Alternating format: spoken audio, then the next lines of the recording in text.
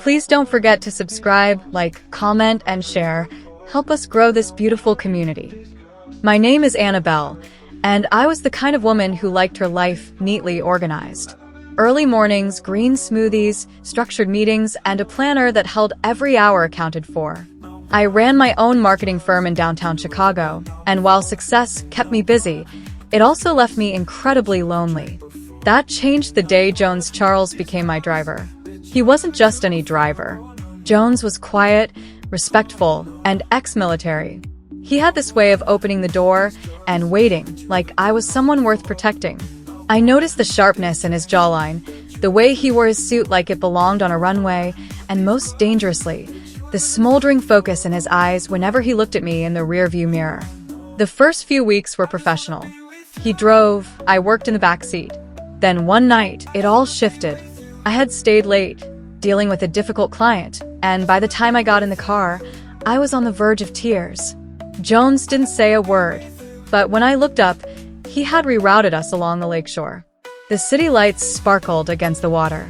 "Sometimes peace finds us in small ways," he said gently. I didn't know what shocked me more, that he spoke or that he knew exactly what I needed. From that night on, he became more than a driver. He became my calm, my silent supporter. Flowers began appearing in the car, coffee waiting in the cup holder. Then, small notes tucked into the leather seat. "You deserve more than what they give you. You're more powerful than they know." At first, I laughed. Maybe it was a crush. Maybe he just admired me from afar. But then it turned into something else. He began lingering after I got home, waiting until my lights were on. I caught him outside once, just standing guard. "Why are you still here?" I asked. "To make sure you're safe," he answered plainly. I should have found it strange, but instead, I felt my heart skip. The more I tried to keep our relationship professional, the more the lines blurred. One night, I came downstairs in a robe to grab a package from the lobby.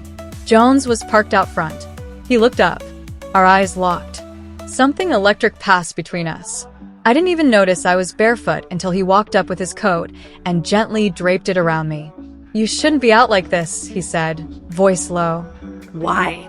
Are you afraid someone else might see me?" I teased. He stared at me. Yes.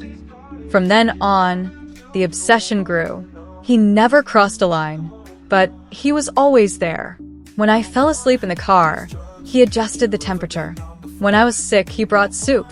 When I canceled a date with another man, he said nothing, but I noticed the knuckles on his steering wheel go white. I confronted him one evening. "Jones, whatever this is, you're always here. You're always watching. You're always caring." He didn't deny it.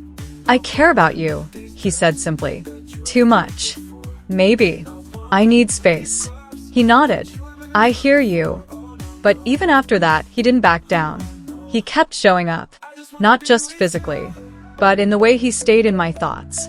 In the way I noticed his cologne in my hallway long after he left. In the way I couldn't help but search for his eyes in the rearview mirror. Then came the night everything changed. I had gone on a blind date set up by my friend. The man was charming, handsome, and drunk by the second hour. I called Jones. "I need you."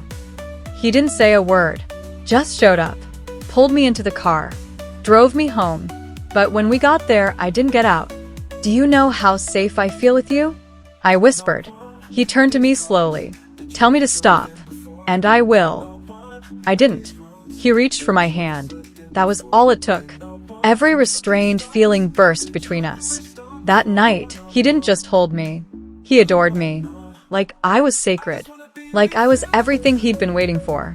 In the days that followed, we tried to pretend nothing had changed.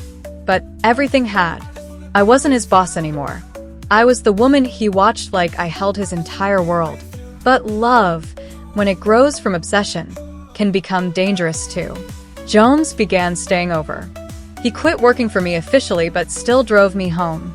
I wanted it to feel normal. But the way he would watch anyone who looked at me, the way he memorized my schedule, the way he couldn't sleep unless he was next to me, it started to scare me. One night, I woke up and found him standing over me. Not touching, just watching. "Jones?" I gasped. He blinked. "You were having a nightmare." I wanted to be here. Jones, this is too much. I need boundaries. His face fell. I can't lose you. I softened. I knew what it was. Abandonment issues. PTSD. He wasn't dangerous. He was scared. Then we get help, I said. Together. He agreed. And that was the moment I knew he really loved me. Not just obsessed. He was willing to fight for us in a healthy way. Months passed. Therapy helped. So did space. We found a rhythm. I saw his gentleness, his humor, his ability to change. The man who had once watched from the shadows now stood beside me in the light. 1 year later, he proposed in the same car he once drove me in. A ring hidden beneath a note. This time, I drive you into forever. I said yes, because sometimes the one who never backed down is the one who never lets go. And that's exactly what I needed all along.